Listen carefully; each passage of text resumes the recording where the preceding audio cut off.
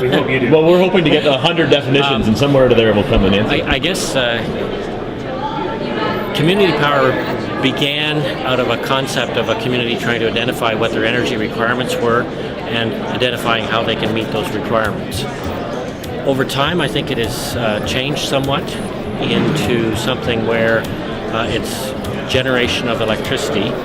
It tends not to be not to be the broader energy. It is kind of morphed into just electricity generally, and it's the community deciding how they can contribute to electricity supplies at a community level. Well, the most important thing is that we need to make a shift from nobody thinking about energy, it all coming from large central plants, to communities taking control of their own destiny when it comes to energy, and looking at a holistic way at how they integrate energy with their day-to-day operations, whether it's an office building, a hospital, a house, that there's opportunities for a whole raft of new technologies to be installed, geothermal, seasonal storage, ice storage, all sorts of things like that that provide incredible opportunities to really reduce our carbon footprint overall and to create benefits, both economic, environmental, and social benefits for communities at large. Well, what I feel community power does is it's the first step in galvanizing the people together in a way that they can actually start to move forward. In my mind, one of the most critical aspects of renewable energy and working within a community is you finally now are working within a system context, okay? The ecosystem is a system, and everything's connected to everything else. A community is no different, a person is no different. To function in a healthy way and a sustainable way, things have, all those bits and pieces that make up the elements of a community have to work together.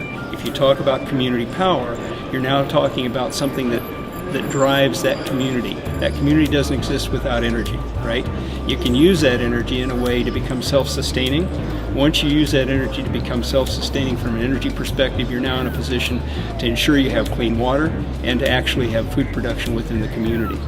So one of the things that I do is I work with small rural communities in the north, and the reason I do is because I feel that those are good models where people can actually, that it's small enough, it's close enough, people know each other, they can come together and actually make something happen as a community. I really want to emphasize that we'll define it by the state of participation of communities.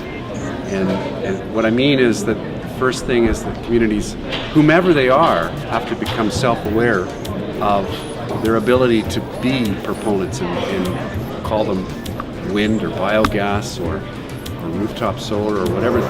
The individuals have to realize they have the ability to do this. They have the power. They have to struggle to get it done because for many of them it's new ground and it'll be a challenge to get through the processes.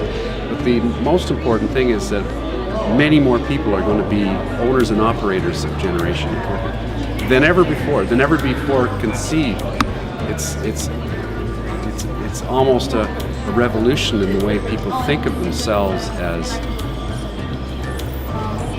not just consumers of electricity, but people who could also be generators. And I think that there's a symbiotic relationship between consumption and generation that nobody ever thought of before.